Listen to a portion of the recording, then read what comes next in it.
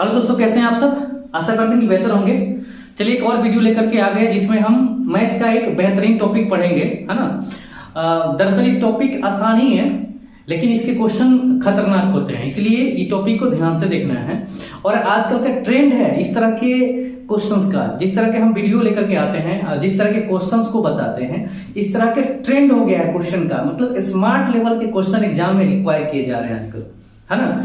तो इसमें हम पढ़ेंगे कि जो भिन्न संख्याएं हैं या डेसिमल संख्याएं हैं, दशमलव वाली संख्याएं हैं, उनका एचसीएफ और एलसीएम कैसे निकालेंगे, उनका लसम मसम कैसे निकालेंगे। ठीक है बहुत आसान कंसेप्ट, बढ़िया समझना है और इसको माइनर वे में लेकर के काम करना है। नहीं तो ये नहीं कहते हैं कि देखन में छोटा लगे घाव करे गंभीर, ये वाला मैटर हो जाएगा। है आसान लेकिन क्वेश्चन थोड़ा सा क्रिएटिव दे देगा, थोड़ा सा अगर ट्विस्ट कर देगा तो फिर आपके एग्जाम में क्वेश्चन गलत होना ही होना है अगर उस मेथड से बनाते हैं तब। ठीक है, समझना है, अच्छा से कंसेप्ट लेना है, फिर किसी भी क्वेश्चन को इस कंसेप्ट के आधार पर बना देना है। उम्मीद करते हैं कि वीडियो समझ में जरूर आएगी। आइए देखते हैं, भिन्न या दशमलव, भिन्न को ही दशमलव कहा जाएगा जब उसको हम पॉइंट में बदल देते हैं, उसको चेंज कर देते हैं तो उसको दशमलव कहते हैं। उसका एचसीएफ कैसे निकालेंगे, एलसीएम कैसे निकालेंगे। एचसीएफ समझ रहे हैं आप लोग, एलसीएम समझ रहे हैं। HCF highest common factor, LCM lowest common divisor, ये दोनों अलग अलग चीज है। ये एचसीएफ विभाजित करने वाली संख्या होती है, एलसीएम ये कटने वाली संख्या होती है। मतलब जो संख्याएं दी गई होती है उनको काटने वाली संख्या ये एचसीएफ होती है, और जिन जो संख्याएं दी गई है इनसे कटने वाली संख्या एलसीएम होती है। जाहिर सी बात है एचसीएफ का मान हमेशा छोटा होता है, एलसीएम का मान बड़ा होता है ना। तो ये समझ लेना है, ये फैक्टर है, डिवाइजर है, ठीक है। और ये मल्टीपल है उसका, मतलब गुणज है, ये कटने वाली है। तो एलसीएम का मान बड़ा होता है और ये छोटा होता है। अब देखना क्या है कि भिन्न का कैसे निकालेंगे हम, लसम मसम कैसे निकालते हैं। तो भिन्न समझते हैं, जो बट्टा में होता है एक उसका अंश होता है, नीचे वाले को हर कहते हैं। सपोज मान लीजिए कि अगर ये ए है, ए बटा बी, ठीक है, यहाँ सी बटा डी, इसका क्या करेंगे हम, इसका अगर हम का एचसीएफ निकालते हैं, इसका हम एचसीएफ निकालते हैं, ठीक है, और इसका इसी का हम एलसीएम निकालते हैं। एलसीएम कैसे निकालेंगे, तो एचसीएफ निकालने के लिए याद रखना है एचसीएफ और एलसीएम जो निकालना होगा ये ऊपर वाले का निकाल लेते हैं सबसे पहले। मतलब एचसीएफ हम निकालेंगे सबसे पहले किसका, अंश का, ए सी का, ए कोमा सी का, और जो बच गया एलसीएम उसका निकालेंगे। मतलब बी और डी का हम क्या निकालेंगे, एलसीएम निकालेंगे। मतलब अंश का अंश का वही निकालेंगे जो पूछ रहा है, और नीचे वाले का उसका अपोजिट एलसीएम निकालेंगे। अब एलसीएम पूछ रहा है तो ऊपर वाले का एलसीएम निकालेंगे। मतलब एलसीएम ए सी मतलब अंश का एलसीएम हो जाएगा, और ये एचसीएफ हो जाएगा किसका, नीचे वाले का, बी डी हर का हो जाएगा। समझ रहे हैं ये बात को, नीचे वाले को हर कहेंगे, ऊपर वाले को अंश कहते हैं। याद रखना है भिन्न दैट इज लोएस्ट फॉर्म होता है, वो संख्या का सबसे छोटा फॉर्म है, वो उसके बाद कटने वाली नहीं होती है, लास्ट तक उसको कटाना है तब जाकर के वो भिन्न के फॉर्मेट में आता है। यही चीज आपको याद करना है।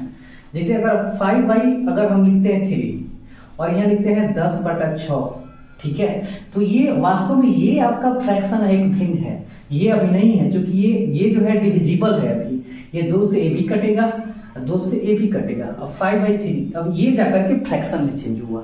एक क्वेश्चन में इसी तरह आपको भ्रमित करने के लिए दे देगा, डायरेक्ट काम नहीं करना है, बात को समझना है ना। जैसे मान लीजिए एक एग्जांपल लेते हैं, ठीक है। अब देखना है कि ये इसमें जो संख्याएं हैं क्या अभी भी कटने वाली है क्या। अगर कटने वाली है तो कटा के बनाएंगे, नहीं कटाइएगा। अगर कटने वाली है तो आप कितना भी नियम कर्म लगा दीजिए इस मेथड पर, आपका आंसर कभी मैच नहीं हो सकता। अब देखिए ये कटने वाला है, ये 5 हो जाएगा और ये 9 हो जाएगा।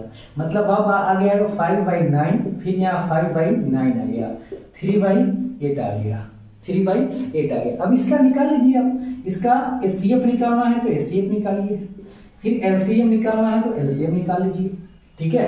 एचसीएफ कैसे निकालेंगे, तो ऊपर वाले का एचसीएफ निकाल लीजिए, एचसीएफ हो जाएगा, एचसीएफ कितना 5 5 5 और 3, ठीक है। नीचे वाले का एलसीएम निकालेंगे हम 9, 9 और 8 का, तो कितना हो जाएगा देखेंगे। तो ये एचसीएफ 5 5 3 का कितना हो जाएगा, 1 हो जाएगा, और ये कितना हो जाएगा 9 8 72, 1/72 इसका आंसर हो गया। एलसीएम निकालेंगे तो ऊपर वाले का एलसीएम हो जाएगा मतलब 5 5 3, और नीचे वाले का एचसीएफ हो जाएगा मतलब 9 9 8। कैलकुलेट करेंगे तो 5 3 15 इसका एलसीएम हो जाएगा और एचसीएफ हो जाएगा 1, दैट इज ये 15 आंसर हो जाएगा, ठीक है। तो ये ऐसा होगा। लेकिन जबकि अगर ये नहीं कटाइएगा, इसको डिवाइड नहीं करिएगा, डायरेक्ट बनाइएगा, तो आंसर में डिफरेंस आ जाएगा, फ्लक्चुएट हो जाएगा, जो आपका गलत हो जाएगा। याद रखना है, इसमें इसी चीज को फोकस करना है कि कटने वाला है उसको कटा देना है, ज्यादा टेंशन नहीं लेना है। एक क्वेश्चन और देखते हैं, 36 25 72 50 और 18/100। देखिए ये क्वेश्चन है, इसका हमको दोनों निकालना है, एचसीएफ निकालना है भाई साहब और एलसीएम दोनों निकालना है। तो देखना क्या है, अगर कटने वाला है तो इसको कटाइए। देखिए यहाँ कटने वाला है, नहीं कटने वाला, ये ठीक है, ये ठीक है।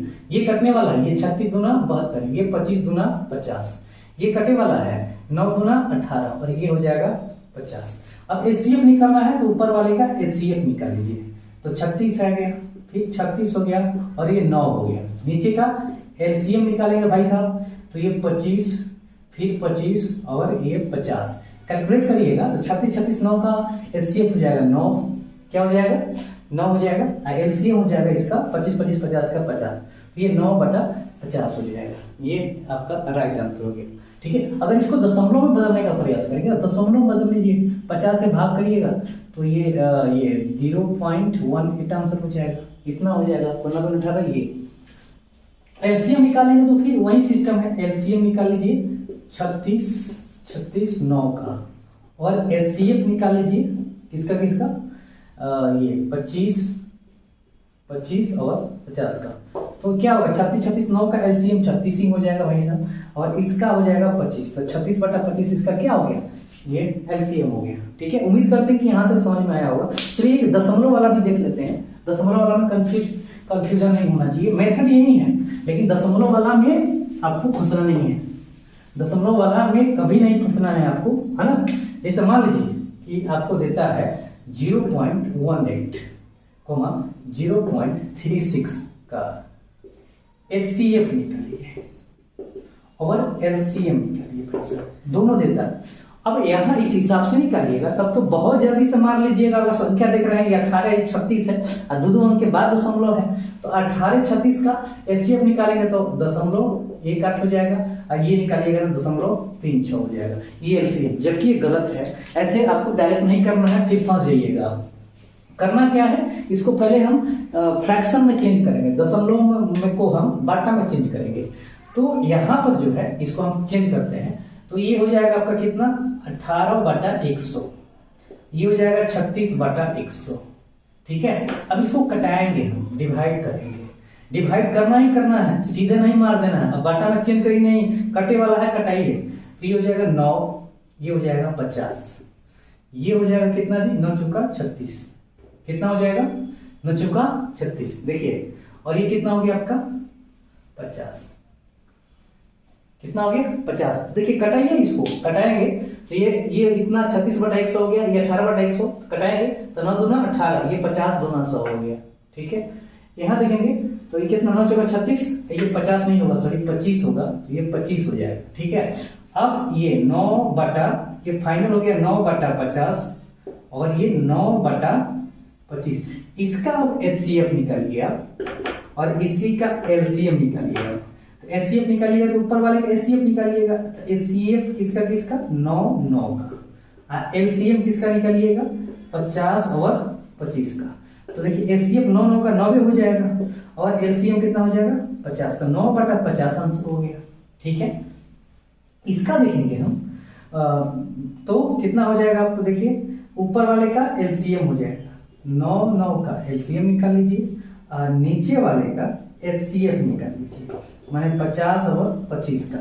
तो देखिए 9 9 का एलसीएम 9 ही हो जाएगा और ये इसका कितना हो जाएगा, एचसीएफ 25 हो जाएगा, तो 9/25 ये आपका आंसर हो गया।